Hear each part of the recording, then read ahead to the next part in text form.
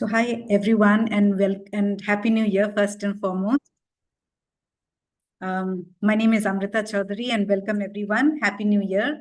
And on behalf of CCI, I welcome all of you, joining in this discussion, Manthan, which is a stakeholder discussion on the broadcasting services bill.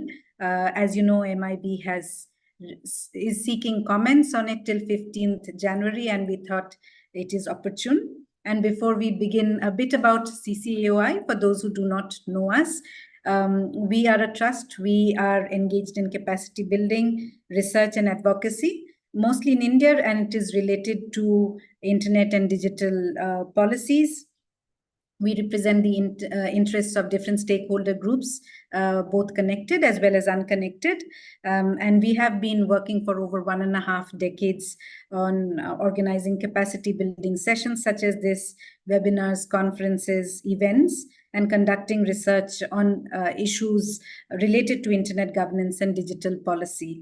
And today this stakeholder discussion is being facilitated to actually make the provisions of the draft more easily understandable for most of us and relatable, and to actually provoke some thoughts on what should be the contours of such governance framework so that it meets the needs of the India today and tomorrow, and also to encourage you to make your submissions.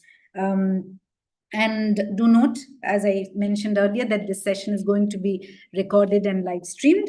And today, the outcome of this discussion, we would prepare the key takeaways and suggestions which would be made today and submit it with our submission to the government and different stakeholders.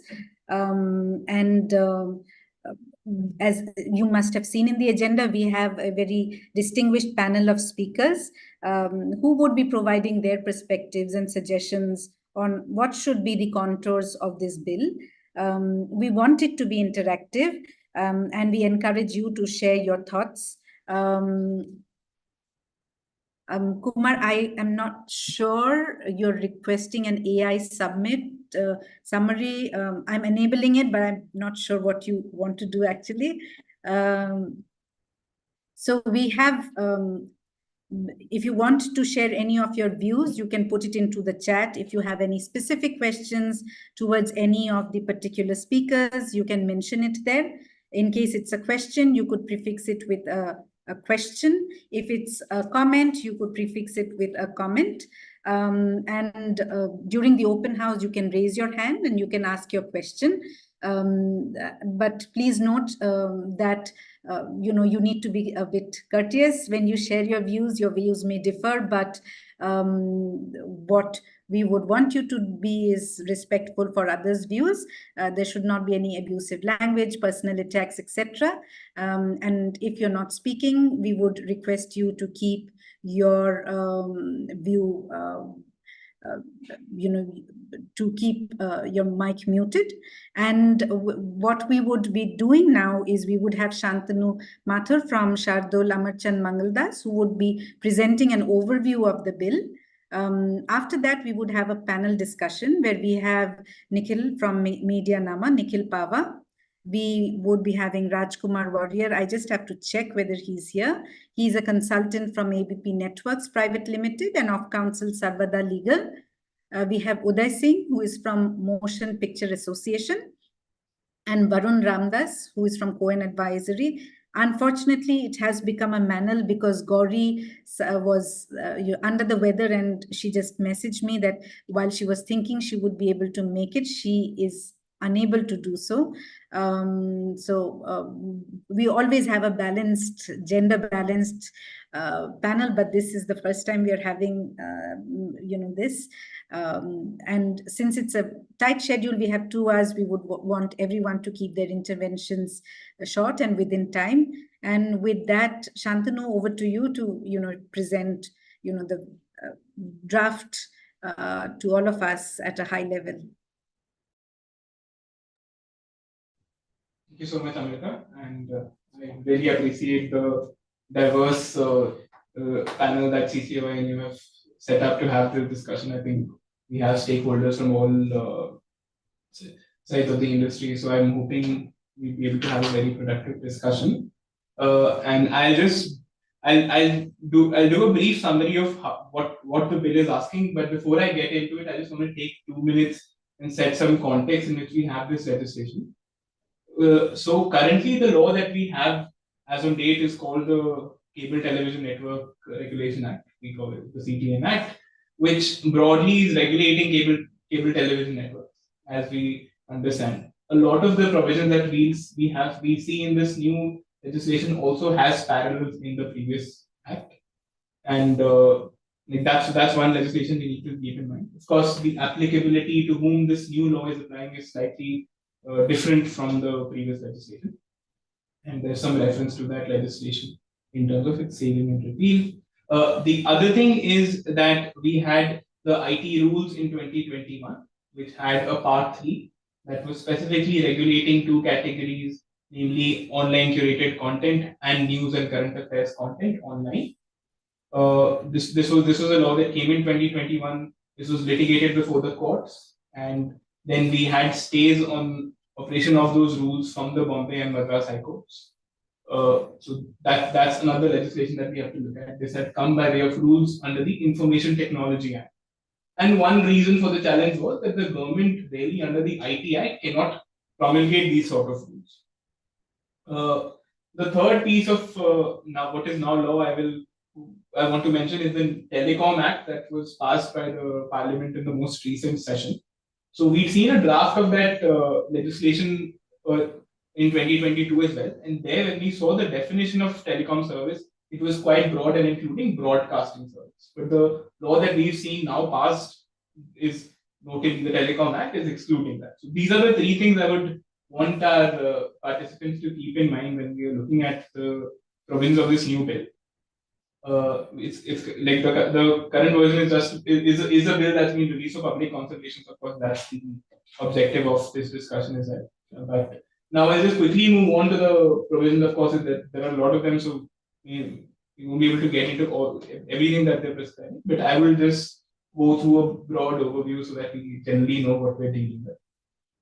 So the regulated entity under this legislation, they're calling broadcasting network operators. So unlike from just the cable television network operator, we have a broader broadcasting network operator definition. This is of course divided into a lot of subcategories, and we see them as the broadcasting of as cable broadcasting networks or satellite broadcasting networks. That's one category of networks that we're looking at. Another one that is defined as radio broadcasting networks, which then there's one called internet broadcasting networks, and finally a terrestrial broadcasting network. The legislation is framed like a modular legislation. So there are some provisions that apply to everybody across the board. But then, depending on what category, what definition you fall into, there may be certain additional provisions that apply to you, or certain provisions that may not apply to you. So, like there is an intimation or registration requirement for any regulated entity under this law. So, typically under the cable television network rules, you would see a mandatory registration requirement that you would need to be registered under the Act to provide any services. Now, under this new proposed law, since they've added the number of regulated entities, because when we're looking at the definitions also that have been provided, so for cable broadcasting networks or satellite broadcasting networks, they are your typical network that we look at who are providing the television services that we have. Sometimes it may be TTA, sometimes it may be over cable. And those set of networks are still requiring a registration process that needs to go through to the government. The radio broadcasting networks also have a registration process. But the internet broadcasting networks have an intimation regime that is being proposed. That in order to provide those services, I only need to provide an intimation to the government. I don't separately need a registration or approval. Even within the internet broadcasting network, there is a subcategorization. One is a category of what we see IPTV, that is television provided over the internet. This is currently also regulated separately under our telecom licensing regime, which of course is also now going to be covered by the new Telecom Act. So IPTV providers need to have a telecom license. So if you already have a IPTV authorization in terms of the license granted to you by the Department of Telecom, all you need to do is provide an intimation to the government under the Broadcasting Act to provide your IPTV services. But if you are an OTT provider, which is also a subset of internet broadcasting network, you need to provide an intimation to the government. Although, of course, there's a threshold requirement, like we've seen for certain other legislations also, that you need to have users above a certain threshold. If that is your threshold, you will need to provide an intimation before you start offering your services. And then there's a fourth category of terrestrial broadcasting networks, which also have a registration threshold. But that's in different category. Now, in terms of obligations, there are, of course, broader obligations about you requiring to comply with the registration terms. You cannot offer services in violation, etc. But a couple of important points that are likely to form and that we need to discuss in view of all these previous legislations also that I mentioned is the program code and advertising code under the law. So even currently we have a program code and advertising code which lays down what sort of programs and what sort of advertisements can be displayed on these cable television networks. This is under the extent regime. Now, under the broadcasting bill, there is a proposal to similarly have a program code and an advertising code. That may, of course, also be dictated separately for different categories. So different categories of broadcasting network operators may be subject to different program codes and different advertising codes, and they will need to ensure that the content that is being carried on their network is compliant with this program code and advertising code. One portion that is again not included by way of direct in terms of it being a broadcasting network operator itself, but then we have a separate provision for news and current affairs content, and anybody providing news and current affairs content is required to adhere to these program codes and the advertising code, even though again they're not automatically necessarily classified as an operator in themselves. And then there's a separate that specific provision also says that the act as it applies to OTT broadcasting networks would also apply to news and current affairs content providers.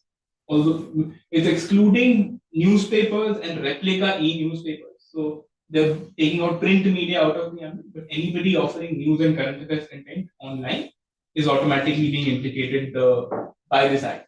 So I would just want to this was roughly what the part 3 of the IT rules was trying to achieve. Like there was a requirement for news and current affairs content as well as OTT content to be regulated in a certain manner. And that is what we are trying to see with the broadcasting bill also. And then when we come to what is the grievance redressal and penalty provisions under this act, this is also mirroring the IT rules part 3 to quite a large extent. Because what they're saying is you will have every broadcasting network will have its own grievance redressal system. So if anybody has an objection with what content is being circulated on that particular network, you have your first right is to go to the grievance redressal mechanism of that network itself. Then every single network is required to be part of a self-regulatory organization. That again will be industry bodies. We are seeing a similar attempt being made under the IT rules, under a lot of other legislation also, to go the SRO route, to have an industry body that is, and this industry body is also, of course, sitting in appeal from decisions from your grievance officer, grievance redressal mechanism. And then there's a third tier, which is the government tier. They're calling it the Broadcast Advisory Council under this act, which of course has a bunch of rules, but among them being the third tier of appeals. That is, they're able to look at decisions of the SROs and then issue final guidance. So again, people who are familiar will note that there is a large parallel to how the IT rules are dealing with.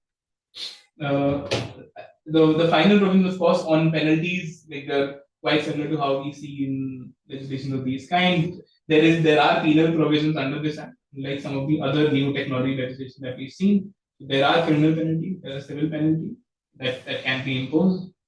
There are also government has, of course, the powers that you see under existing law and some parallels to what the DOT has under the telecom statute. to inspect, to seize, to prohibit transmission, and also the right of way and infrastructure sharing. Like these are parallels that we see in legislation, and the most recent Telecom Act also has these. And one more trend that we see carried over from a lot of recent legislation is rule making and guideline making power.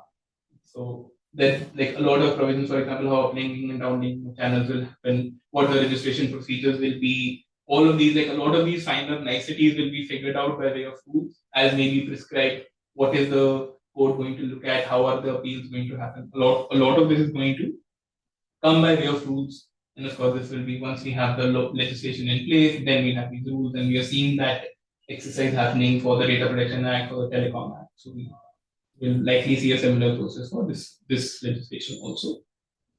The final point I will make is about transitionary provisions and how that's going to happen. So they're saying any act, license, authorization, registration that you have under an existing law will continue to hold good till such unless the government says you're going to require a fresh one. So I mean there are a bunch of laws legislation that is specified, and this one will explicitly repeal the Cable Television Network Act, the legislation that I mentioned.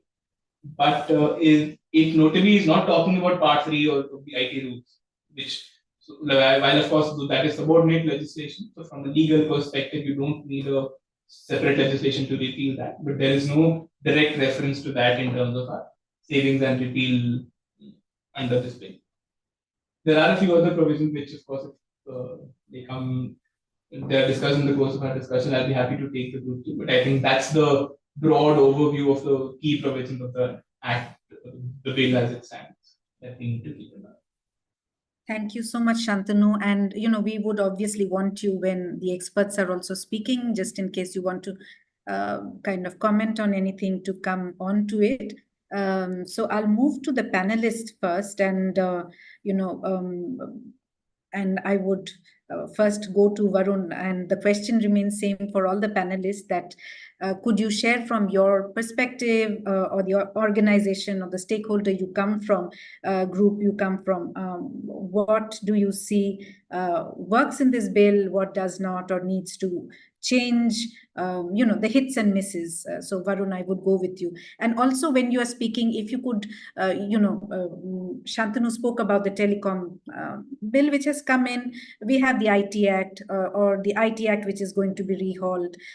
We have the TRI and many things. So how would it work? How do you see that?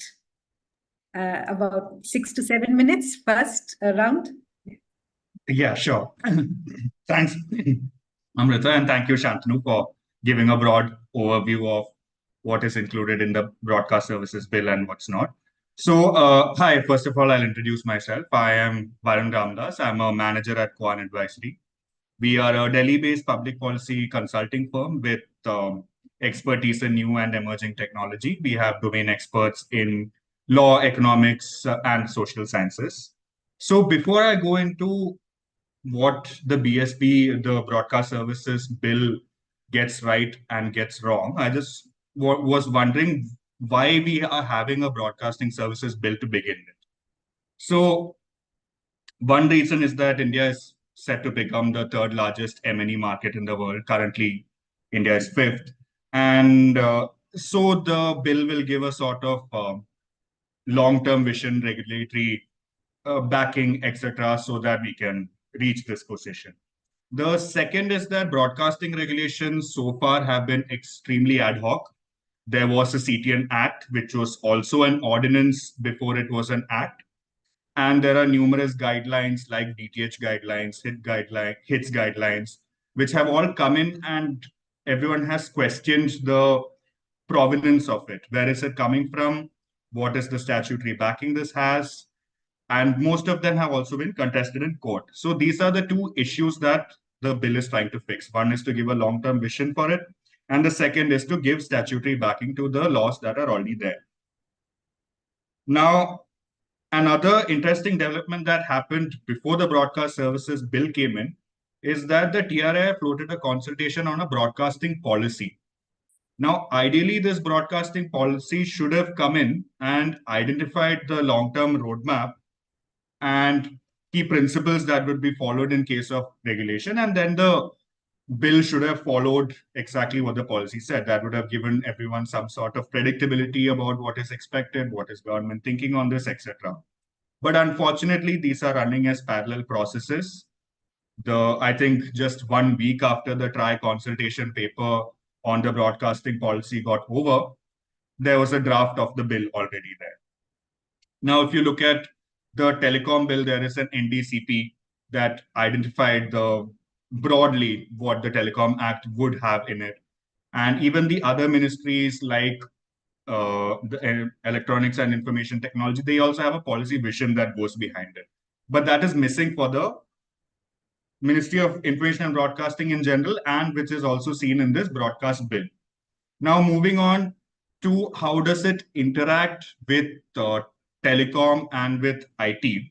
So, firstly, these are differentiated activities, and the risks that come from these are very different. If we look at the activities that are performed in broadcasting and the activities that are there in telecom. So, you could, if you look at it, look at the current definition of telecommunication, broadcasting would be subsumed under it, even though it doesn't explicitly say that broadcasting is a telecom service. Broadcasting is telecommunication. And but if you look at the two main inclusions in the broadcast services bill, I would say three. You have the broadcasters, you have the broadcasting network operators, and then you have OTT services. Now, these are three separate activities. What does an OTT service do? It is fundamentally and technically different from broadcasting, because in case of OTT, it's a pull-based medium. There is a library of content available, and any internet user with the subscription can log in and access that. While content broadcasting is different, because there you're streaming content, it is up to the distributors who gets TV content, etc. And then there's a third category of broadcasting network operators, who are the distributors, and they are the carriage providers. So to draw a parallel with the Telecom Act, you have those who are creating the network, who are the distributors, and those who are creating the messages that are passing through it, who are the broadcasters. And OTT is not a part of this ecosystem because they are not using the same channels. That is the same network that broadcasting is using. So even in the BSB bill, they are making a reference to this when they say that a TSP and an ISP cannot be a network operator. So those networks are excluded from the BSB bill technically, even though OTT content has been brought in. So that, I think, is a anomaly, something that does not stand legally, even though MIB has the power to regulate both. But my point here is that I don't think MIB can regulate it as a broadcasting service. It needs to be a separate category because the risks are different. The regulatory approach should be different. So that is the point that I want to make on this. And even when we talk about broadcasters and network operators, even there are two separate activities, whether you're producing content or whether you're only distributing content. So the regulatory framework that you should follow, the principles for regulation, and even the regulator should be different or have different capabilities. And this is largely the practice in other countries where you may have one regulator looking at media and communications, but they are separate departments. The framework to regulate it is different, and you have a different set of expertise for either. Now, the third point that I want to cover is on the role of the TRAI. Now, if you look at the Telecom Act, Section 59, it amends the definition of telecom service. Now, what used to be the case is that in 1997, we had the TRAI Act came in, and the definition of telecommunication in that said that it excluded broadcasting services.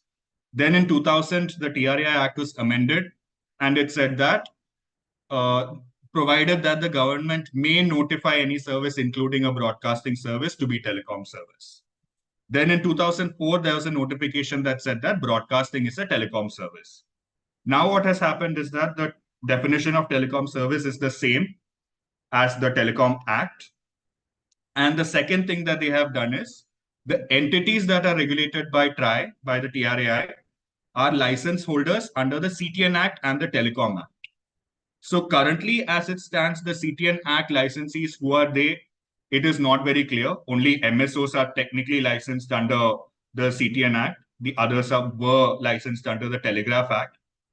But now let's say that the Broadcast Services Bill replaces the CTN Act, which means that even in the TRAI Act, all licensees under both the Broadcast Services Act and the Telecom Act would be regulated by TRAI. This means that OTTs, if they are intimating MIB, they are technically getting some sort of authorization from MIB. They become a licensed, regulated, authorized entity and come under TRAI jurisdiction. Now, the TRAI is, first of all, they are understaffed. Currently, they don't have a chairperson and I think 2 members. They don't have expertise in copyright.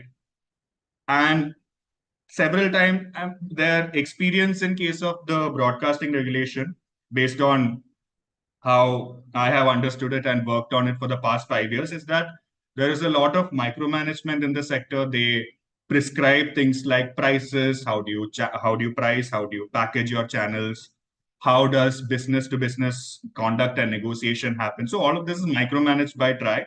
So they want to regulate a lot, but they don't have the capacity to do that. And they also try to scope creep into digital.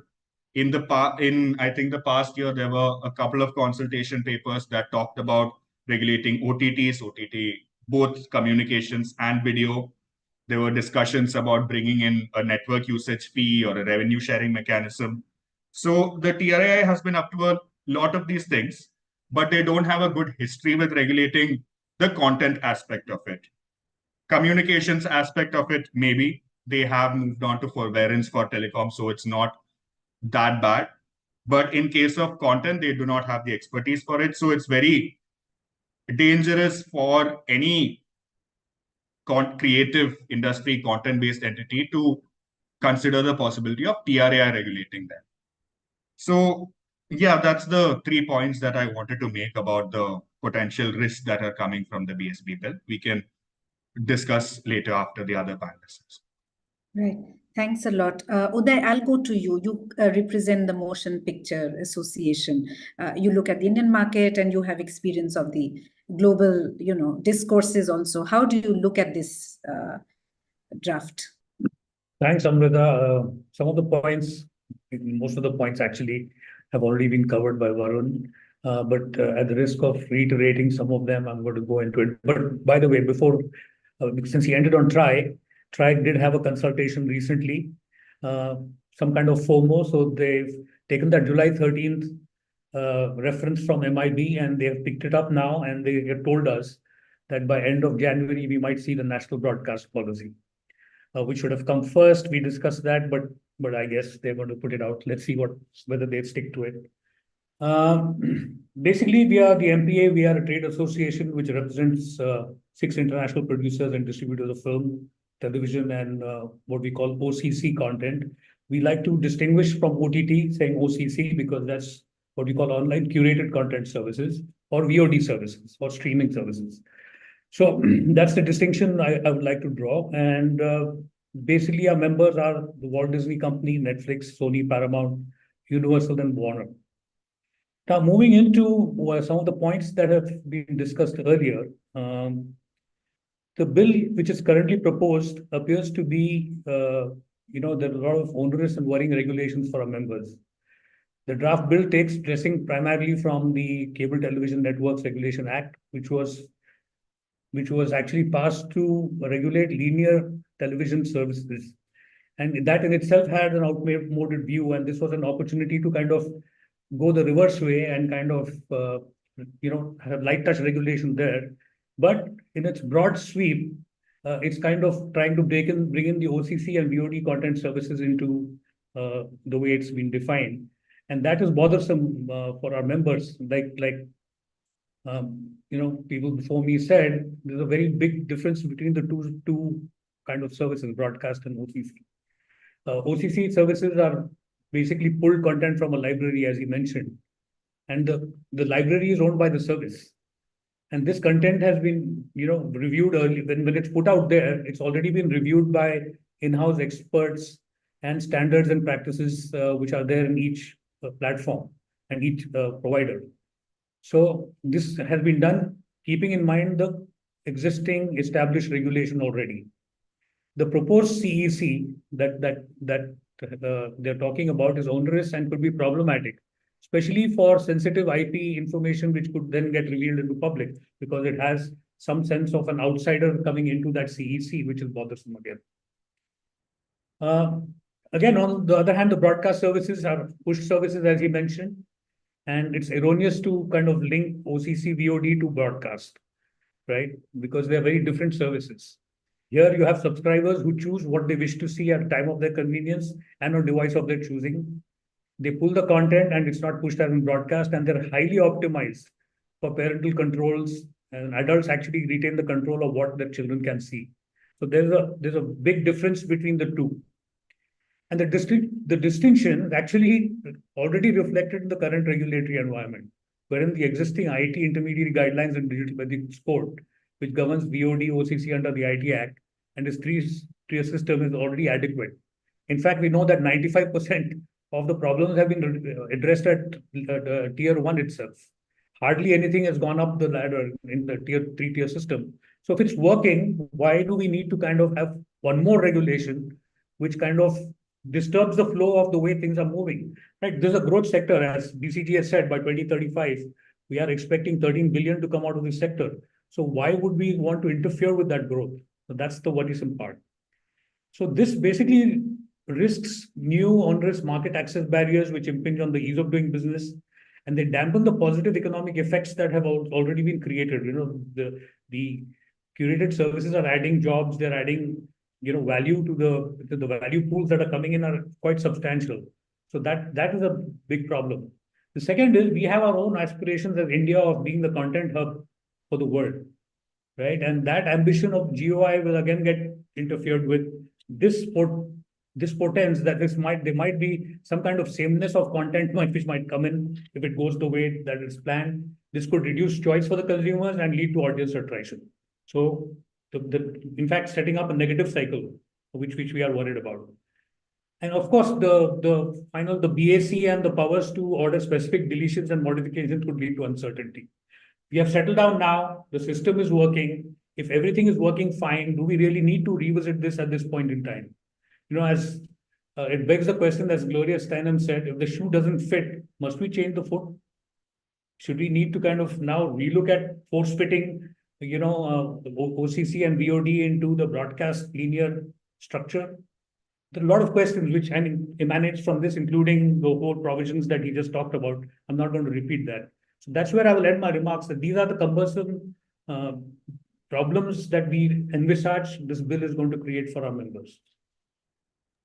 Thank you so much, Uday. I'll move to Rajkumar now. Rajkumar, you represent ABP Networks as a consultant, and you are the off-counsel for Sarvada Legal. How do you look at this bill?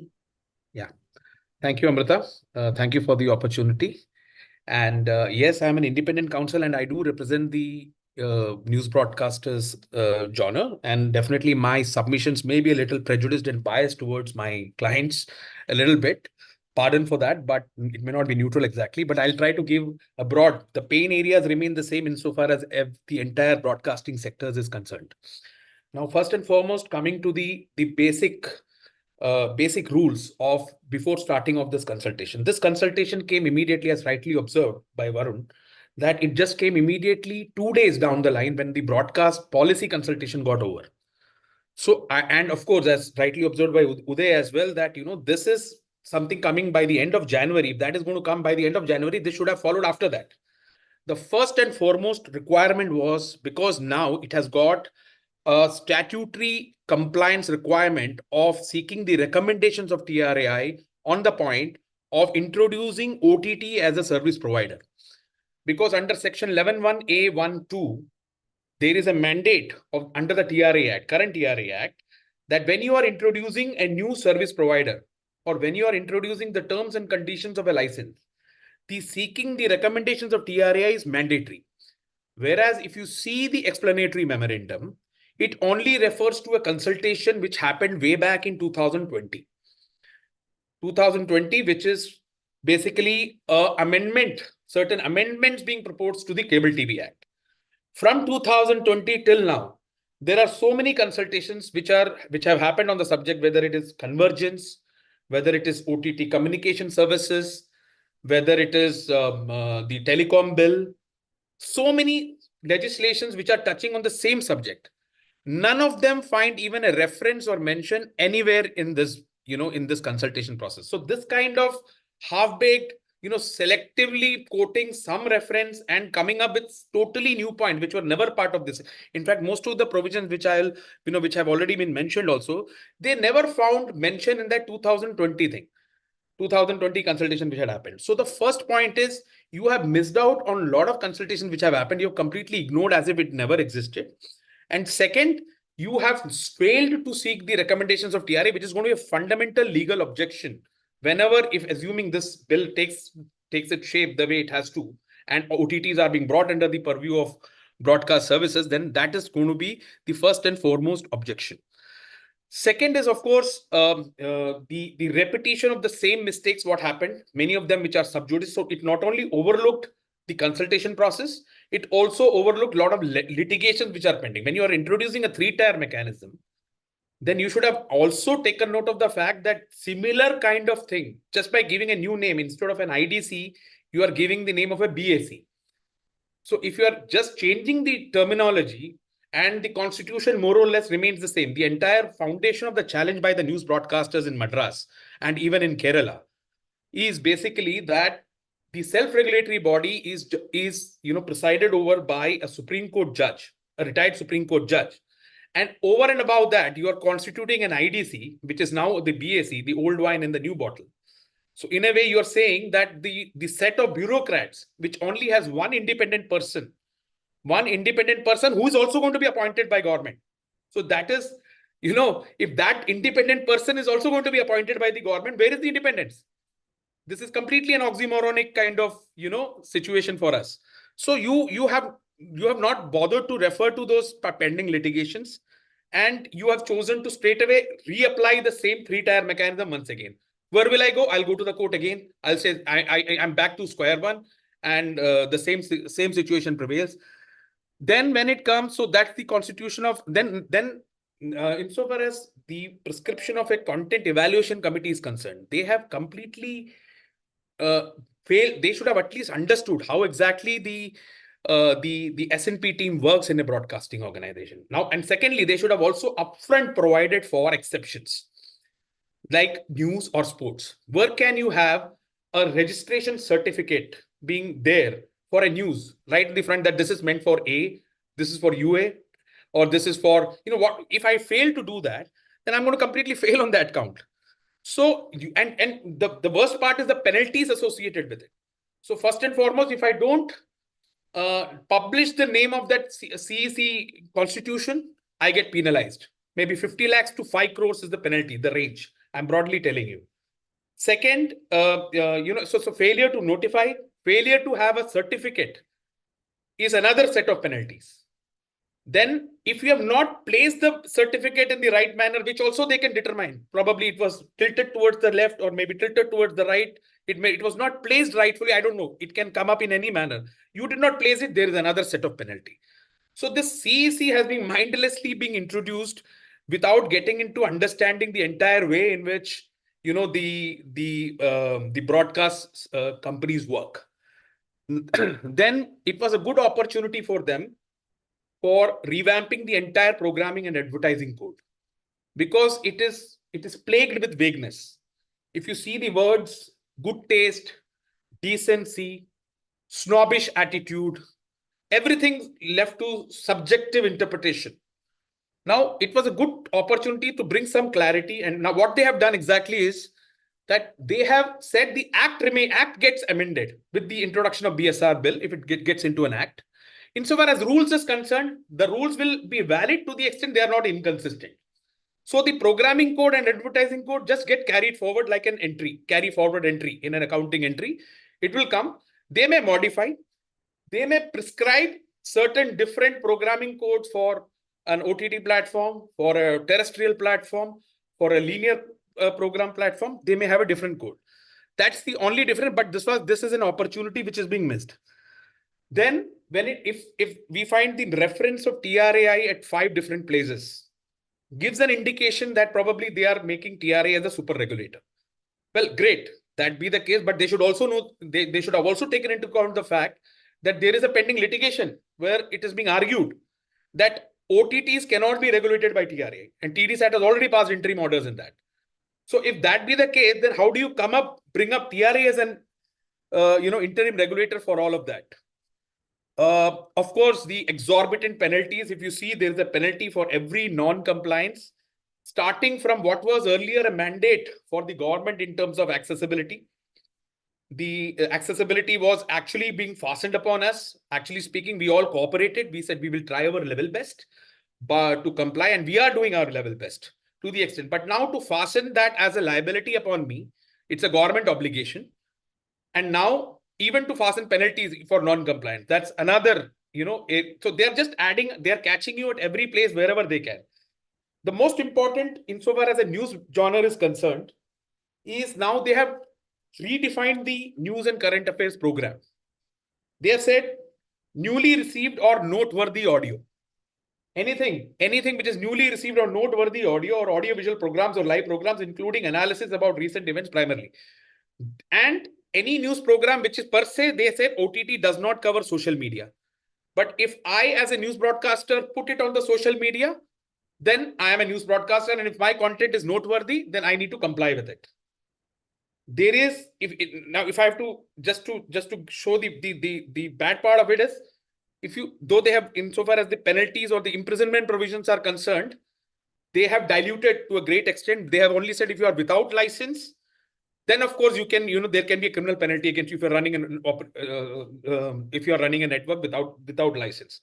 Now the point is, if you have attained popularity, let's say Nikhil has attained popularity by way of a YouTube channel, and he fails or he forgets to, because suddenly his channel got a lot of viewership and he crosses that viewership limit. Suddenly he notices that the prescribed limits have crossed and he forgot to intimate. And intimation is equal to today registration. And that registration can also become intimation, whichever way, whatever those. So he was bound to have intimated. He can be construed as he has failed himself to register. And he is now running a news broadcast network without registration. He can even be imprisoned. Probably. Sorry for this, Nikhil, but what I say. So this is the way in which, the provisions have been vaguely put. This was done in a rush, surely. It has been done in ignorance of several other, consultations which are happening. It looks like we completely wasted our time in doing it. It's like, you're making all those exercises and infrastructures. There's never a need to have all of them. So it's high time that, they consider that, there has to be a pre-consultation which gets over, and then only they slowly, move towards enacting this and any further consultation on this. So that's my submission on that. Thank you. Thanks a lot, Rajkumar. Nikhil, over to you. What are your thoughts on this? No, I'm just stunned by this masterclass from Rajkumar, to be honest. He basically ripped this bill apart in the way it should have been. I'm going to take a couple of steps back to where we started from in this. And in my mind, the mess that we are seeing with this broadcast bill and with the way the broadcast regulation is going, the fault entirely lies with the online streaming industry. Because they fail to challenge in courts this illegal IT rules. And this law is essentially a means to validate or to address one part of the illegality of those rules, that they have not been, that they are not backed by law. So it's because in 2021, when the IT rules came out, look at who went to court, right? WhatsApp went to court to challenge the potential removal of end-to-end encryption. Multiple news entities went to court to challenge the fact that news entities are not under the IT, they can't be regulated under the IT Act. The streaming services failed to act at that time. They were very happy with compliance. Even in my conversation with some of them this year, What I've heard is that they're happy with this two-tiered compliance structure. Frankly, they shouldn't have been in it anyway. In that sense, it's their duty to protect online rights that we are in this message. They're a business. They were looking to create a compliance mechanism since 2018, when largely Netflix and Star were pushing this idea of creating a self-regulatory mechanism because they had managed, Disney and Netflix had managed to put something together in Southeast Asia. And I remember at the discussions that happened around the IMAI even, they were amongst the fewer entities that wanted to still support this kind of a structure. And please go back to the Medianama stories around that time when, around the time that the IMAI released a version 2 of this code and only 5 players were in support of the code. And then the IMAI is, there was a huge battle within the IMAI's Media and Entertainment Committee. And post that, there was a complaint that was made to the IMAI's governing council, which then told the IMAI to withdraw the version 2 of the code. This so the IT rules that covered streaming services came in because of the mess that was started by streaming services companies, because they wanted to avoid government regulation, and in that effect, they opened the door for government regulation. Now, why is it that the government should have no right to regulate online streaming services? Simply because it is private viewing, right? What is the difference between online streaming and broadcasting? In broadcasting, users have very limited control over what they watch. In theaters, there is an issue of potential public disorder. So this is speech regulation that's coming in, and let's not forget how bad the content code actually is for television. Words like breast, for example, are not even put into subtitles. The kind of censorship that happens on TV, it's avoiding that censorship that has made online streaming great. But what's happening right now is that you're entering a compliance situation where you will have a similar kind of an oversight, similar kind of regulation, similar kind of content removal on online streaming that you have in broadcast. There was a case by Kamlesh Vaswani in the Supreme Court, and I was in court number 1 when Mukul Rohatgi, the Attorney General of India at that time, argued that, and Kamlesh Vaswani was seeking the ban on porn. And fundamentally, if you just ignore the type of content aspect of it, there is no structural difference between online streaming and porn. It's private viewing. Mukul Rohatgi said that we don't want to get into anyone's bedroom and regulate the watching of porn because it's private viewing. Online streaming is also private viewing. It's also pull content. So content which is not as obscene, and obscenity is a personal perception, but is not as obscene, chose to get over-regulated in this manner because they didn't want to go to court against the government. And what you're seeing right now is basically scope creep that started post that situation. You saw the health ministry last year take out regulations with this ridiculous transposing of cinema based sort of 20-second anti-tobacco commercial in the beginning of a show and in the middle of a show. And they haven't withdrawn that regulation, but no one's compliant with it. But it shows how ridiculous the government's thinking on content regulation online is. One question which I still haven't been able to answer is that if there is a movie that is, let's say, on Hotstar, and the license expires, and the same movie, the producer decides to put it on YouTube, there is no regulation of the same content on YouTube, but there is an entire CAC or that content evaluation committee that gets created for them in broadcast. Why is it that you have two different rules depending on the medium? There is structurally no difference between a user on YouTube who's uploading his videos, and an online content, or what Uday was calling OCC, that is creating a catalog of content and streaming it. The internet treats all users as equal. This is not television, this is not cinema, this is the internet. And today I can start a streaming service, or Amrita can start a streaming service without seeking permission. So you're getting a permission-based ecosystem for every single activity that you're seeing online. And the telecom bill was an indication of intent, last year's telecom bill, right? Broadcast, cloud, email, messaging, all of these services will eventually come under a registration framework. With the Digital India Act, you will see something for e-commerce as well. So there is this red tapeism which is coming in, and unfortunately, we are not seeing enough of a pushback from the industry on this. And so I think we're going down a slippery slope of sorts. There's one thing that I would recommend everybody read. In fact, a few weeks ago, I made it. We took it out of Medianama's paywall to share with people. It's a story written by Arundeep on sacred games. So we decided as an exercise at Medianama to apply the television content code to sacred games online. So we've shown how 8 critical scenes in that show would get impacted because they would essentially be non-compliant with the television code.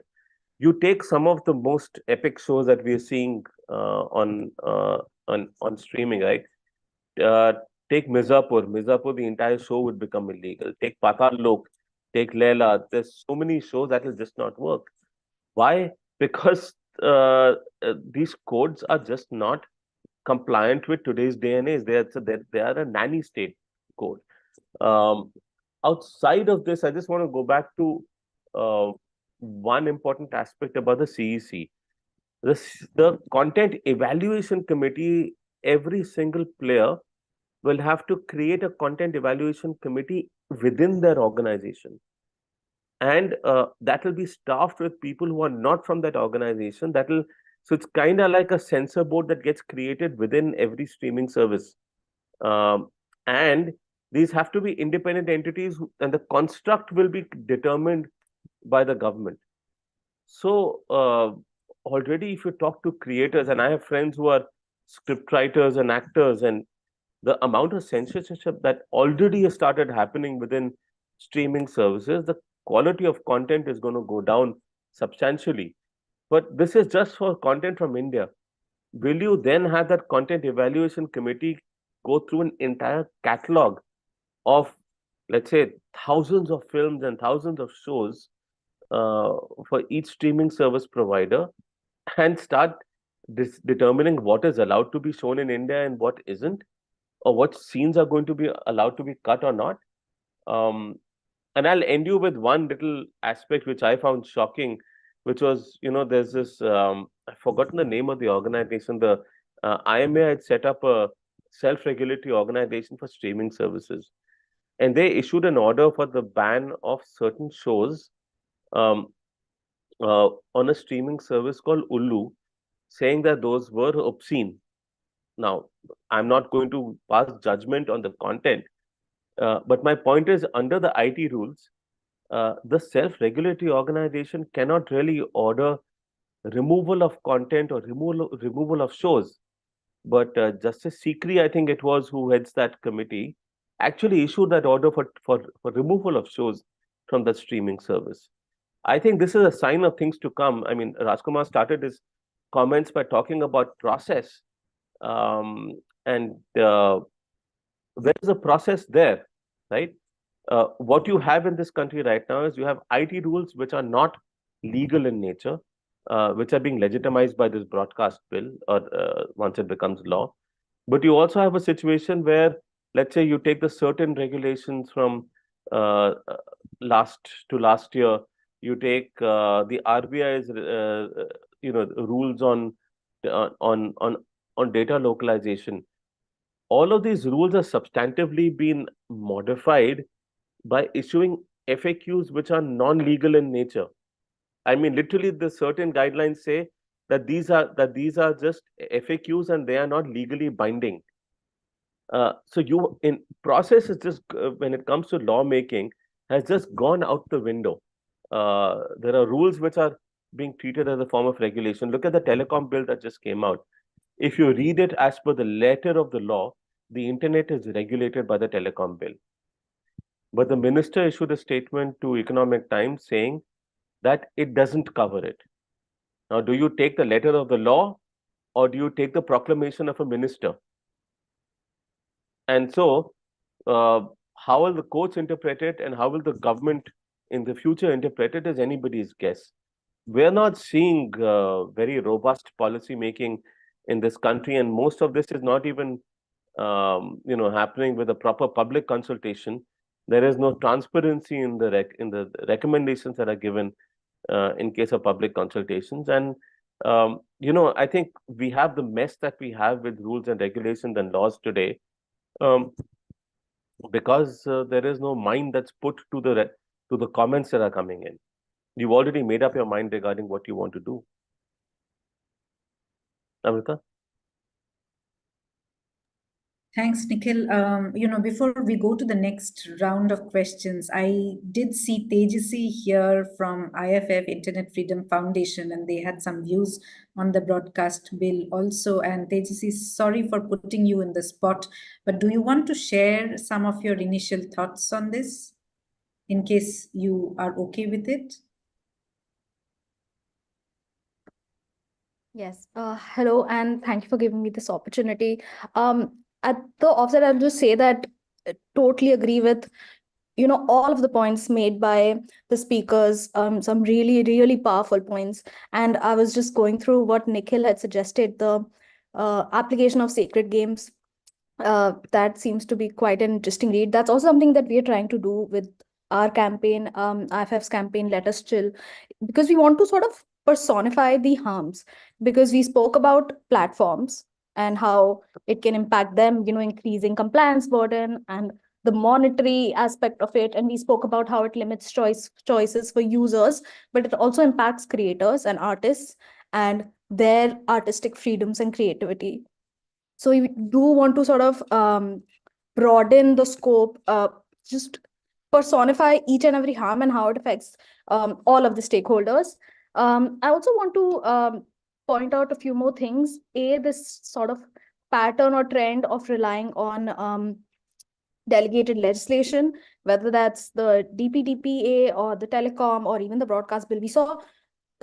And I'll just say here that, yes, relying on future legislations for some aspects is important, but on several significant aspects where, clarity would be needed or clarity was must at this point, without any adequate safeguards and just leaving it up to future rulemaking by the executive can, in the present time, lead to a lot of uncertainty and ad hocism and does raise a lot of concerns. The other point is also that, the kind of broadly, if you look at the three-tiered mechanism that they've sort of adopted under this, it's predominantly phrased as if it's sort of following a self-regulatory approach. But I would like, the speakers to give their opinion on this. And we also feel that this is taking a more of a language of co-regulation wherein there is a skewed power dynamic. It is not even co-regulation because there is a skewed power dynamic. I mean, if you look at the kind of powers that have been retained by the executive under the broadcasting bill to prohibit operations in public interest, that's, I think, clause 36. That's just one of them. And again, we have the BAC, which is essentially a body that's appointed by the government. So it's not really self-regulatory in any way, whether in language or in spirit. So these were just very few additional points I want to make. Maybe I'll come in later with some questions. Thank you. Thanks a lot, Tejasi, and sorry for putting you in the spot, but I saw a civil society organization and I thought, let me kind of bring you in. So I'll go to the speakers for a next round of question. Like, these are the critical issues which you are observing in the bill. So what would be, what would be your suggestion in terms of improving the bill? I know we can have wish lists, but it may be, some may be taken, some may be not. But how do you think this could be improved so that, there can be a balance, that it can address the issues which the government wants to, the regulatory gaps, I would mean, if there are any, it protects the user interests. It also safeguards the national interest, because that is also brought in many times, but also creates an environment where businesses can thrive and there is innovation.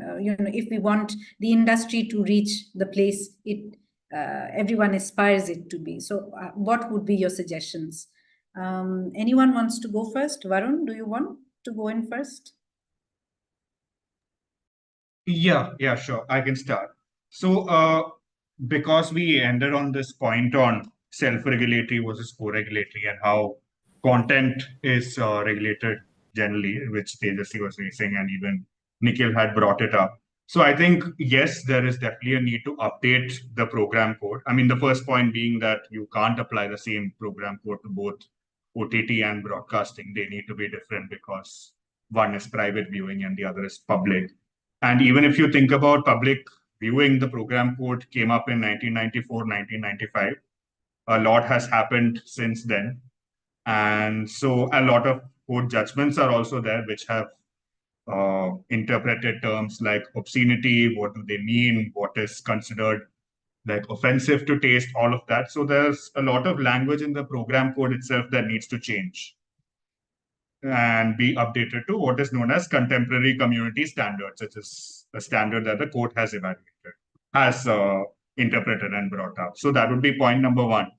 The second point, going back to what I was talking about earlier, is a clear distinction in the regulatory framework and principles based on activities. So ideally, the bill should have a separate section for distributors, separate section for broadcasters, and a separate section for OTTs, so that all of this is not mixed together. And there's a lot of unintended areas where maybe the intent was only to cover broadcasters, but OTT has also been brought in. One example I can think of is there is a provision on Doordarshan. I don't know if this is intended or unintended, but it says that broadcasters must mandatorily, not broadcasters, distributors must mandatorily carry Doordarshan channels. Now, if this interpretation also applies to OTTs, it means that they have to make DD News, DD whatever available on their platform, which is just, I mean, to me, it sounds ridiculous. It's not what consumers are paying them for. So that would be the second thing, to create this functional distinction. And the third is to very clearly talk about what the TRAI is supposed to do in broadcasting. They're a communications regulator, not a media regulator. And that is as per the allocation of business rules. It has to be MIB that's doing it. The separate communications regulator should not be doing it. So that would be the third point. And then going back to content again, this idea of a content evaluation committee and the government prescribing who should sit in that CAC also does not make sense. Most businesses already have an editorial mechanism body that is looking through this content. They are paid to do that. There is no need for government to prescribe this and hold those people accountable for content that is being published on broadcasting platforms. So just these are the main points that I want to raise in terms of how can this bill improve. Thanks a lot, Varun. We would go first next to Uday. We are having some questions come in, and any of the people who are, putting the questions, you could speak it out during the Q&A. Nikhil, you want to say something? Yeah, I just wanted to respond to, I don't know if Uday wants to carry on how the bill is going to be improved, then I'll come after him. But I just wanted to continue with the stream of thought from where Varun left off otherwise. Uday? Go right ahead. Yeah, so thanks Uday. So I'm just going to go back to first principles here, right? What are we regulating and why are we regulating it? And it goes down to that point about regulating porn and regulating online streaming. This is full content. You have people who are making a decision to watch something. As long as you have visibility on what kind of content you're viewing, and you're taking a decision to watch it, I don't understand what's the point of this bill. If the same content can be put on a user-generated content site and be outside the ambit of this regulation, and it put on the on a streaming service and be regulated, I don't see the point of this bill. So we need to go back to principles here as to what are we regulating and why are we regulating it in the first place. If there's something illegal in a streaming show, it's already illegal. We already have laws to deal with that illegality. What is this additional layer of restriction on freedom of speech that's coming up just because you want to regulate a particular industry, right? Uh, and that classification of that industry as an industry by itself creates, um, a sort of an issue where you're saying that one set of internet users is different from another set of internet users. And I want to remind you that if that is going to be the case, then the telecom operators demand for network usage fee from online. Nikhil, you got muted. No, I'm not muted. I I can. don't know. I lost you in the middle, the last part. Yeah, so I'm just saying that this classification of online on online streaming services as a separate industry by itself, I think it's problematic because it kind of gives some weight to the demand for network usage fee from the telecom operators as well. Whereas our argument has always been that the internet allows anyone to become a content creator, to stream online, anyone to become, an online broadcaster. You don't need permission to start a video channel or a video show or even a video site. And so, why do you want to go down that path? I mean, you're talking about incremental improvements when, frankly, and anyone who's, who wants the internet to remain as it is, should essentially be pushing for uh, equal treatment with all internet users and not falling into this trap. Why do you want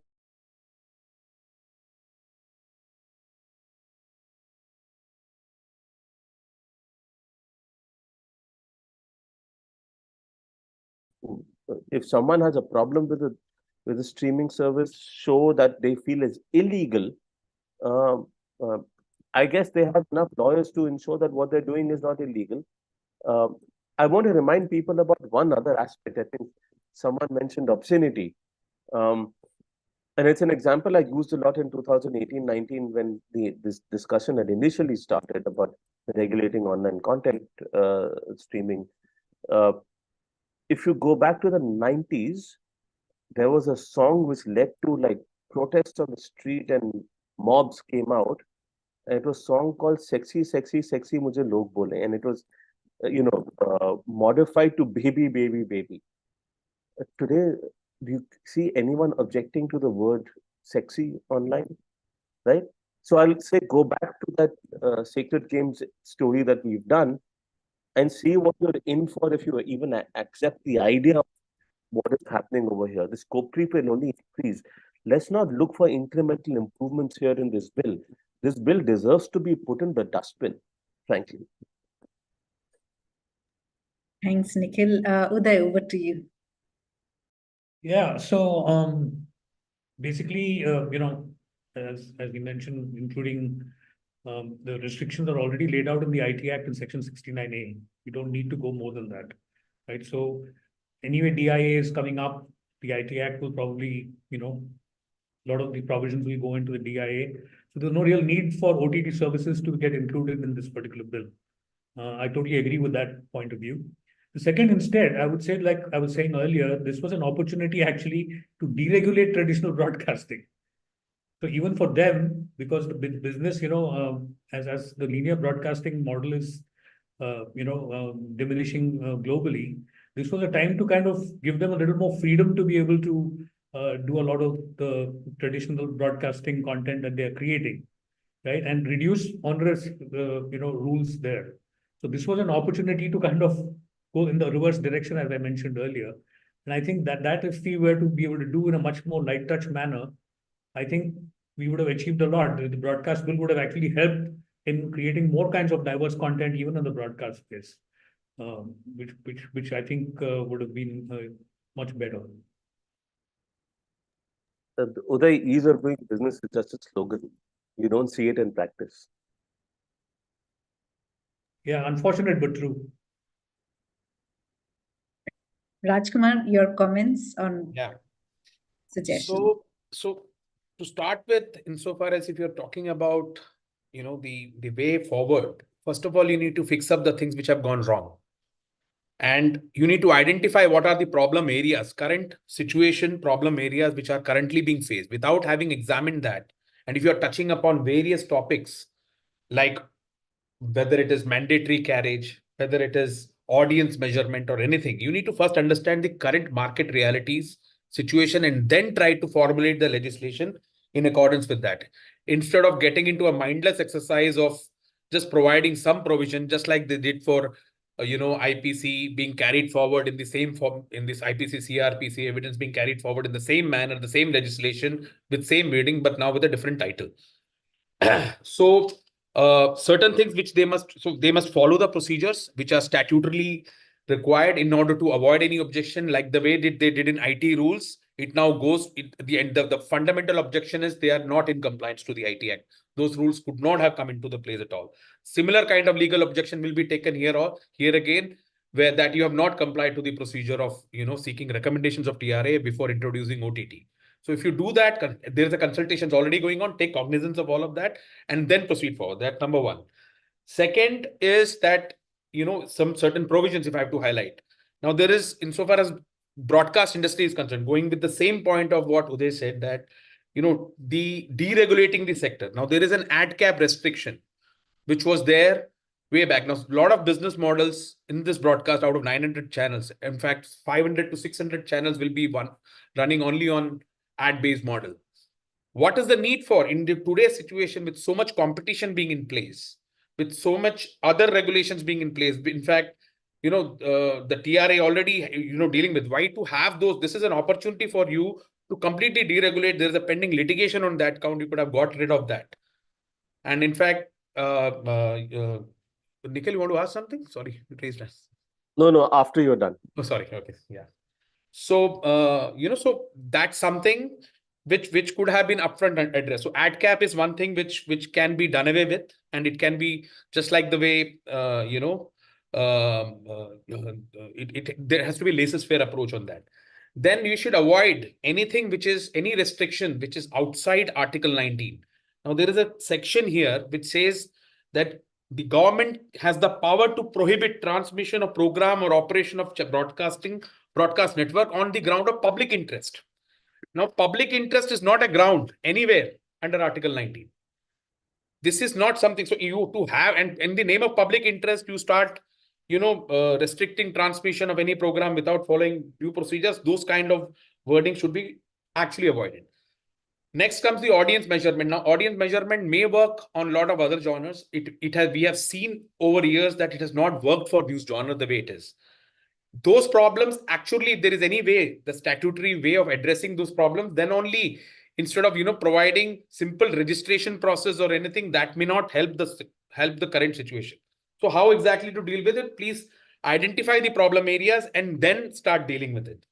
And of course, the wide set area of a wide ground of 60 plus rule making powers, I hope they are being cautiously used. And in fact, it's not being left so much on rule making. And the best way to go forward would be to have a pre-consultation on all the subjects and then proceed further. One more point is that out of the 900 plus channels, 500, 600 of them are free-to-air channels. Now, what is free should reach free to the end consumer. There should not be any additional cost to be borne. So if there is a mandatory carriage being prescribed, the mandatory carriage should also be prescribed for all the free-to-air channels, at least to the extent of whatever is considered as at least to the extent of news channels or those channels which are free-to-air. So I think these are the areas where my comments are. Thank you. Thanks a lot, Rajkumar. Nikhil, you want to say something? Sorry, I lost my stream of thought. I'll come back to it. Okay. Shantanu, do you have yes, any... I just remembered. Yes, I wanted to respond to Kumar Sir's question about regulating the relationship between big tech and news publishers. And I'm assuming that this refers to the demand from news publishers that there should be a revenue share that they get, or they should get paid by big tech because of the news content that is shown on the platforms. I know this is outside the traditional broadcast, like the online streaming services discussion. But if you look at it, what you're doing is you're penalizing a platform for essentially users posting a link to news content on the platforms. Now, the internet is an interconnection of networks, but it's also an interconnection of linkages. So my site links to everyone else's site, and it's a way of giving back to the creator of a great piece of content and informing readers or users saying, hey, go and read this here, right? So the internet works because we go down these rabbit holes of link to link to link to link to link. And that's the way it's always been. It's critical to how the internet has evolved. The moment you start charging people for allowing linking out to a third party, that basically breaks the fundamental nature of how the internet operates. So, for example, I shouldn't have to pay someone because I'm linking out to a news article by someone else. And similarly, streaming platforms, let's say a Meta or a Twitter or a Google News shouldn't have to pay a news publisher just because they're linking out to, they're sending people towards that. You have a situation where, online publishers, about anything from 40 to 60% of their traffic comes from search and social. So what online publishers are doing is they want to have their cake and eat it too. They want the traffic from all of these spaces, but they also want them to pay them to get paid for receiving traffic from these spaces. I think this is a flawed idea, and this demand pretty much comes up very close to elections in countries, because news publishers are trying to extract a pound of flesh from the government before the government goes in for elections. But what it does, it changes the fundamental nature of how the internet operates. If you don't, most publishers have this thing in tech. There's a file on every website called robots.txt. If you don't want to be indexed and you don't want to be linked by Google, you can choose a no index tag over there. Google will not aggregate links from your content. But they don't do that. They want the traffic and they want money on top of it as well, which to my mind is absolutely ridiculous. Thanks. Thanks, Nikhil. Shantanu, if you have any points you could make, and just for everyone to think while Shantanu comes in, there was a question from Sudipto where he was asking what happens to the existing SROs under the IT rules. Sudipto, do you want to add anything to it, or is that the question only? Yeah, also, I was not very sure when Rajkumar was explaining the need to go to try to seek their recommendations. So if you could slightly elaborate upon that, that would be very helpful. Thanks. Yeah. See, under section 11(1)(a)(1) and 2, Roman 1 and 2, there is need and timing for introduction of a new service. And if you go to the second proviso to the section 11(1), it says that for 11(1)(a)(1) and 2, need and timing for introduction of a new service, number 1, which is OTT in this case, and for providing terms and conditions of license, which is registration or maybe an intimation in this case for the OTT, which may subsequently be converted to a registration requirement itself, maybe a full-fledged registration requirement. Seeking recommendations of TRAI is mandatory under 11(1)(a)(1) and 2, TRA Act, and second proviso to the same. Read along with that. That's a fundamental legal objection which has been raised on all instances, right from starting from WLL days, when that challenge had happened, that you have failed to seek expert recommendations of TRA whether OTT can be brought under the realm and sphere of broadcasting. Because here you are introducing them as a broadcasting service. It was never discussed. It was never spoken about. TRA has not recommended on that aspect. So that's the point, Sudipto, which I wanted to. So does that also mean so TRAI's jurisdiction with respect to broadcasting continues under the broadcasting bill? See, the broadcasting bill only amends the Cable TV Act. Hmm. It doesn't amend the TRA Act or anything. All other IT Act, everything else. I also overheard a question that, whether the SR, what happens to the SROs? None of them gets amended. All of them will continue to remain. You may have to create a parallel SRO under this if this comes into effect. That's why there is an overlap of ministries. Even overlap of ministries and overlap of compliance requirements as well. So, insofar as you are including the OTT under the definition of broadcasting definition, you need to seek the recommendation from TRA and have a recommendation in place. Yes, it can be done for these reasons. It cannot be done under these reasons. Like for OTT communication, there was a consultation which happened. There was a background. There was a OTT communication services. There was a separate consultation which happened. There's a complete exercise which is over and which happened pursuant to a recommendation of DOT only.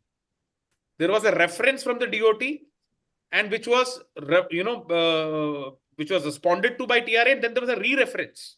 Yeah. Yeah, but we are in a situation, Rajkumar, that they're largely ignoring the existence of the TRAI, right? Because even the telecom bill was passed with some of, and initially, these are the definitions that appeared, like some of the parts that were being discussed under that OTT consultation were covered under the telecom bill. So I don't think that I think the relevance of TRAI right now is also under question right now. Yeah, Nikhil, what I'm saying is this is a statutory requirement. This cannot be done. The wordings used are shall seek the recommendations. Shall seek the recommendations of the TRA. So which cannot be avoided at any cost. If they have not taken, they've not followed the process. And not following the process, the courts are 100% going to set it aside on this ground. Unless you say OTT is not a new, it's not a new service provided at all for the purpose of broadcast, then we are self-contradicting that they cannot be included. Or they don't need, their license terms need not be prescribed. The registration requirements or the intimation requirements need not be prescribed. For 11(1)(a)(1) and 2, it is a compulsory requirement. Right. Thanks, Rajkumar, for that clarification. Thanks. Shantanu, would you like to add something here? Yeah, I think we heard a lot of amendments or even in terms of issues with this. The one point that I would want to flag, at least from a compliance perspective itself, is that there are a lot of provisions that aren't really very clear about what they're requiring somebody to do as part of. While of course they've left that leeway by way of rules, etc. Like in terms of, for example, how news and current affairs programs have been introduced in it. It's just a matter of saying that any person who's broadcasting news and current affairs programs. So I think somebody spoke about how some content on Netflix will suddenly become unregulated if it's on YouTube. But that's not automatically the case for example news content. But the obligations that apply to you are the same as OTT. So I mean, for me as a lawyer, it's really difficult to even if I'm looking at it from a purely advisory standpoint as to how do I ask somebody to comply or not comply, what sort of compliances am I looking at, that sort of clarity. We had a similar issue when we were going through the new IT rules in 2021. That a very similar sort of issue. And I think Rajkumar had mentioned about the pending litigations already that are around the IT rules. While of course there is the issue of legislative competence, that of course may potentially be addressed by way of these rules. Most of the other issues that have been flagged in terms of what are the rules requiring you, are they in consonance with the Constitution? There are a lot of changes that could simply be done that even as a litigator you can very, very clearly see whether you're on the side of the government or on the side of the petitioners for the controversy to simply be settled by making those changes to the bill. I would think that's something that would really help from a legal perspective, but of course we can continue to see how that will go. Thanks, Shantanu. Aman Taneja had a question. Aman, do you want to spell it out? Yeah, sure. Happy to. I mean, we've spoken a lot about the impact on OTT, etc., and couldn't agree more with what's been said in terms of how terrible a draft this is. But would be great to get some thoughts on the implications, and maybe Nikhil from you on the implications for the digital news space as well. Yeah, Because Aman, this is basically legitimization of the illegal IT rules that we have. No? That's one. I think one thing that's really worrying about this regulation is also that bit about search and seizure of devices. So it doesn't specifically mention devices, but it talks about seizure of broadcast equipment, so to speak. So for all practical purposes, news is not, they've basically taken a regulation for governing broadcast and online streaming and just dumped news in order to just legitimize the IT rules, because most of the challenges are also arguing that you can't create definitions under the IT Act. You can't create definitions under rules, which is what the IT rules of 2021 have done. Because there is this clause that basically talks about seizure of broadcast equipment. If you just expand that to news and current affairs also, it means what happened at NewsClick where journalist devices were seized. That also becomes legitimized in a sense. Then lastly, I think someone's already spoken about the issue of content evaluation committee. I think Rajkumar had spoken about it. So I didn't make that point, but how do you have a content evaluation committee inside a news organization? They'll be working 24/7, basically, for one. But the other aspect also is about the release of documentaries, right? So you will have an issue of releasing any documentaries about India that might be critical of anything that's happening in India, because this is going to go through the content evaluation committee.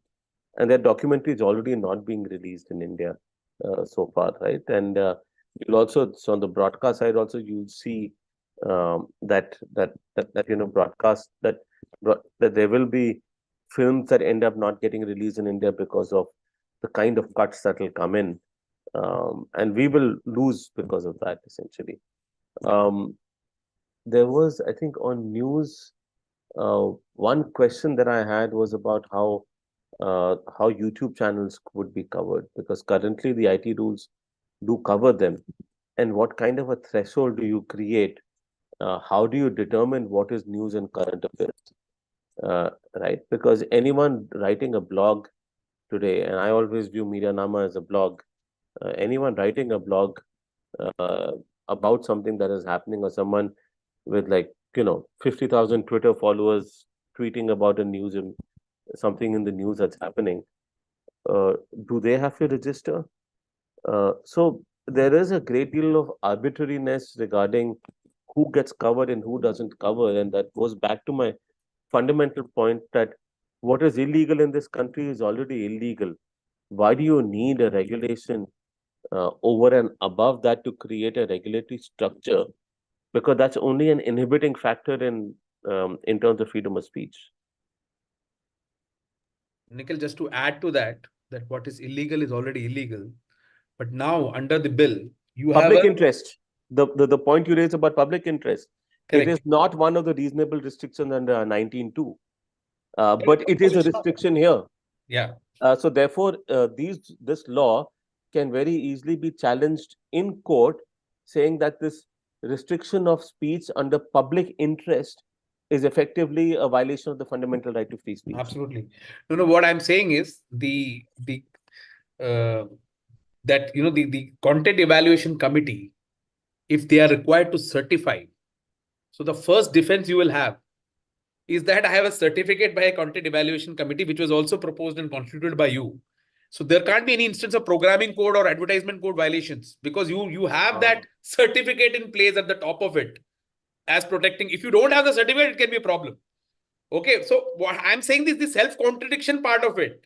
They are saying you get the certificate, then you violate, then you get punished, then you get penalized. No, but then what happens to the GST? They have not thought through this. Right?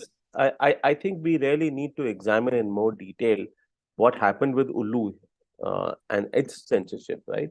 And what was the line like? Did an order to censor this content, or did an indication or a call come from the ministry, and that's how this happened? Like, what is the role of the GSE then? Right, it becomes all powerful in this case, and also there's lack of transparency there. Thanks, Nikhil. I had Aditi raise her hand, and Varun also has his hand. Aditi, is it in continuation to what was being discussed? If so, you can go first. Yes, 2 points. First, what Nikhil talked about vis-a-vis documentaries and CECs. So when this bill was being released on that Friday before Diwali, the secretary had talked about a negative list, and I've reported on it so that it's there on the record. He had said that for certain categories of content like documentaries and sports, the CEC will not work because these will be called negative lists or something. But the bill's language does not reflect anything about negative lists or zero lists, which are the two terms that he had talked about. That's the first comment. And the second thing is about what is included under clause 20. So I'm sorry for the self-promotion, but I'd done another article explaining what all might be included, and I'd spoken to other lawyers as well as people within the ministry. And the idea is that even if you have a newsletter, which is arguably not audio visual or audio visual content, but it deals with new and newsworthy content, it will be included under clause 20. And this is something that people from within the MIB had talked about. The final comment is about what happens to the existing SROs. Indication from the MIB thus far is that I think Shantanu had spoken about this, that because it's delegate legislation, therefore it does not require a separate law to repeal it, and it can be done through an amendment later. Correct. This is precisely how they're thinking about it. And their idea is that the SROs, the self-regulatory bodies under Part 3 of the IT rules, will be grandfathered in under the broadcasting bill. So they'll be reappropriated here. Anyway, So- MIB is handling it. Aditi, could you do a little bit more self-promotion and please add the links to the chat?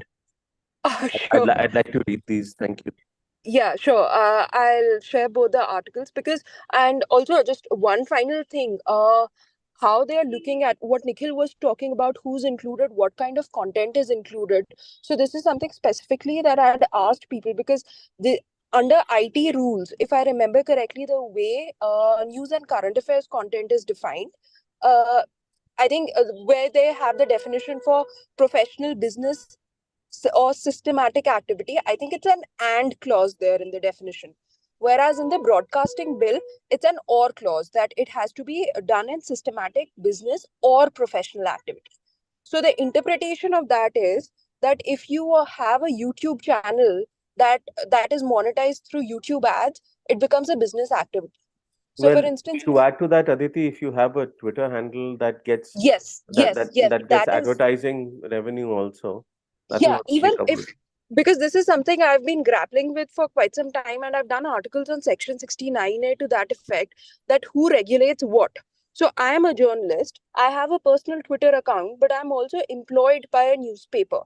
So I am promoting my articles on my personal Twitter account, and I'm also tweeting about food I like to eat. So if the section 69A orders have to be issued against me, will they be issued by METI or will they be issued by MIB for any reason?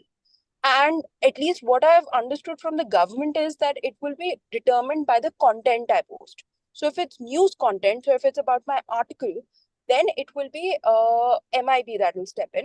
But if it's something related to my dietary preferences, then it will be METI. Although I'm assuming dietary preferences won't fall afoul of section 69A, but you never know in this country. So yeah, that was about it. Sorry, no questions, just comments. Sorry about that. Thanks, Aditi. Very valuable. If you could share the the links as Nikhil mentioned, that would be great.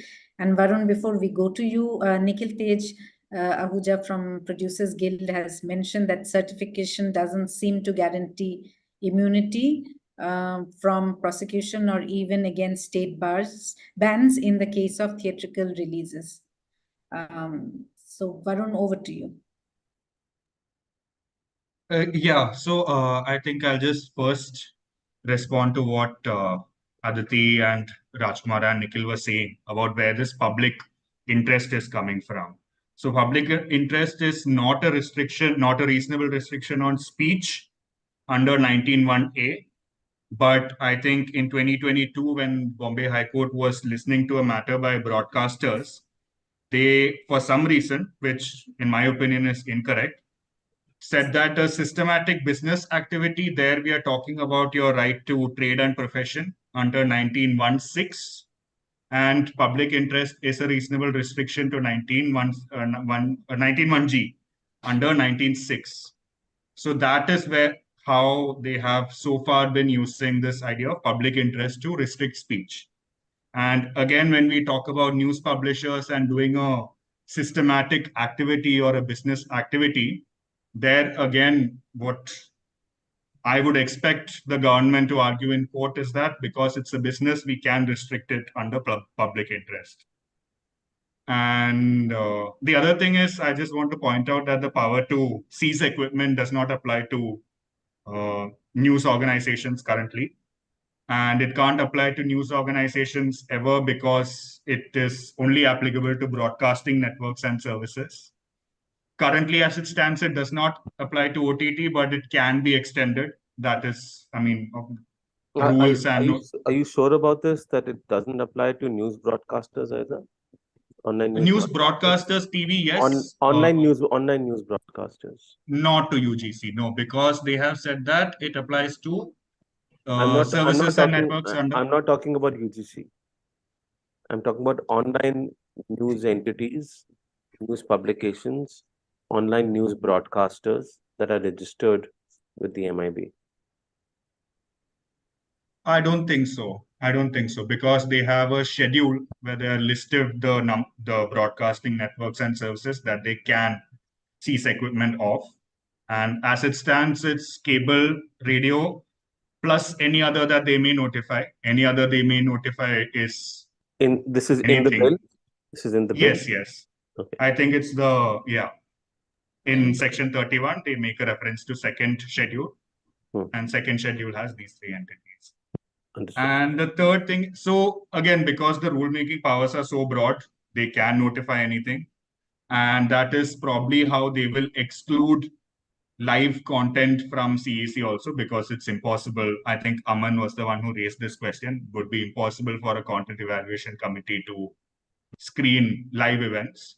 So they will exclude that also via the broad rulemaking powers that are there. And the other distinction that they will probably bring into for news and current affairs online is the reach, active subscribers, etc. Like how they created a class of significant social media intermediaries to somehow push back against potential arguments on arbitrariness. This is something that they might do in the rules. I mean, these are just points that I wanted to flag for lawyers to consider when they challenge this in court, which I'm sure they will, as potential arguments that the government could raise from their end and have raised in the past. Yeah. So Varun, you're right insofar as that Bombay High Court ruling is concerned. It does mention public interest as an extended ground. It can be read to that extent. And unfortunately, that aspect has not been challenged in Supreme Court, that how can you do a constitutional amendment by way of a judgment? This is literally doing that. And I hope that courts in future do not read that as a precedent going forward whenever they are reading Article 19. That's one. Second, when you're saying that any broadcasting network, if to have to live under the impression that, OTT or internet won't be covered, may not be true today, may be true today, but may not be true tomorrow. Because if they notify an internet broadcast operator based on the number of subscribers or number of, the kind of users which it has, it can call, it can say that it is a broadcasting network. And it can definitely bring those rigors under the Schedule 2, because Schedule 2 does gives an omnibus provision apart from cable and radio of any broadcasting network. And broadcasting network does include OTT, including internet, internet network operators. So that way. Thanks a lot, Rajkumar. Does anyone have any questions or comments you want to raise? Tejasvi, do you want to add something here, just in case? Or anyone? Anything you want to ask or you want to comment upon?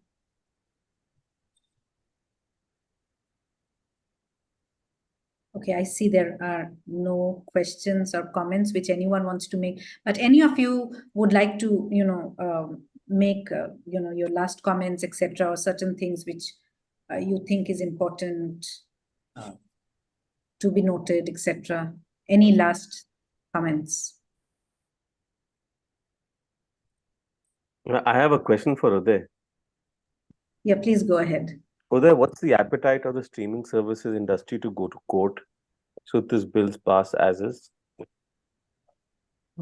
Difficult to say at this moment, but I guess they will look at all possibilities.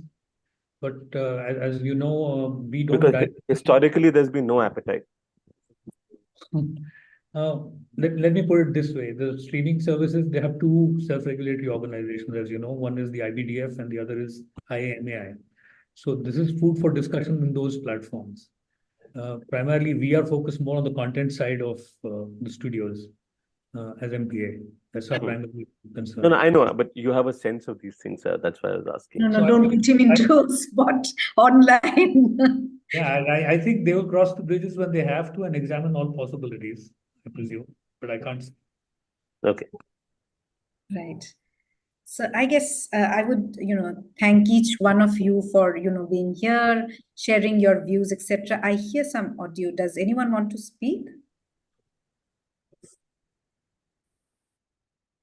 Okay, I guess not. But thank you so much, all of you. As in, we have recorded this session and we will try to take out the points and make a summary of, the points, the valuable points you've raised, the suggestions, etc., the concerns. And since 15th is the date, we will try to make the report as fast as possible and share it across as well. So, only thing is we can hope to share the concerns and things. And, I would request that if all the stakeholders, whoever is interested, wants to make their submissions, that would be great. But I see Debashish from BIF's hand up. Debashish, sorry, over to you. Oh, thank you, Amrita. I have a very simple and a very deep question. The question is, are we likely to get another extension for submission of the... Does any one of the stakeholders here is aware if the MIB is likely to provide another further extension? See, I think no harm in all of us at least trying it for once, because at the end of the day, we are dealing with a monster. So it definitely needs a coffee break for some time, before we finally put our, cards out. Yeah. Okay. So, Amrita, if you could also include that in your final, notes, that all the stakeholders to kindly ask for a further extension, please. If they prefer. Yeah, as in we could say that the people want more time to deliberate. As a takeaway from this meeting. Thank you. Yes, sure. And I can see Kumar Utsav mentioning the bill also mandates the maintenance of subscriber data, and it also requires it to share it to the CG. How do you see the provision, and does it apply to a channel on YouTube? Anyone wants to take it as the last question? Rajkumar, do you want to go for it?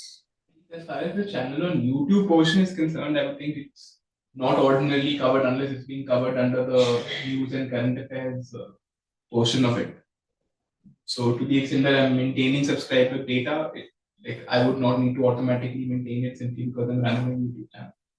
But of course, in terms of the obligation itself, that could that's applicable to everybody who's a broadcast network operator. So that's virtually everybody who's covered under the ambit of the act. So that subscriber data will have to be maintained at least as a low currently standard.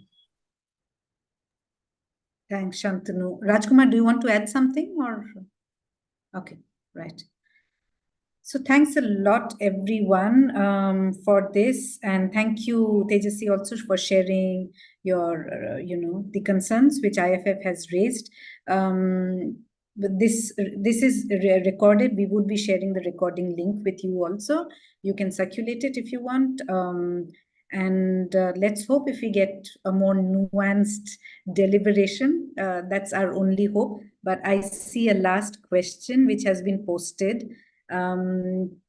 Since the obligations of OTT broadcasting networks apply to even persons broadcasting news content on any website, would even individuals be expected to now institute CEC?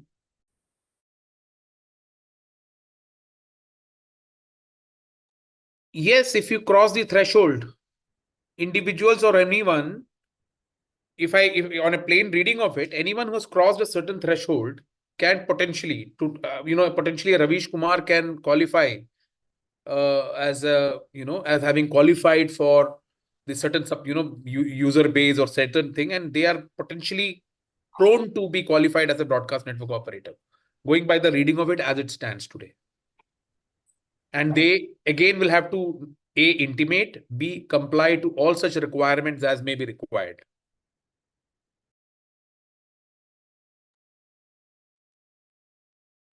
Thank you so much. I hope there are no other questions. If not, we will give you back 13 minutes in your life. For once, we are ending before time. But thanks a lot, everyone. Shantanu, Rajkumar, Nikhil, Varun, Uday, and everyone who's been participating and sharing your thoughts. It's been insightful, and different aspects, different stakeholders being governed by the bill have shared your views, and I think that is important. And it would have been good if people from government also had participated to at least hear things where you have different stakeholders together in one room. But anyways, thank you so much for being here, and thanks a lot, everyone. Thank you. Thank you. Bye.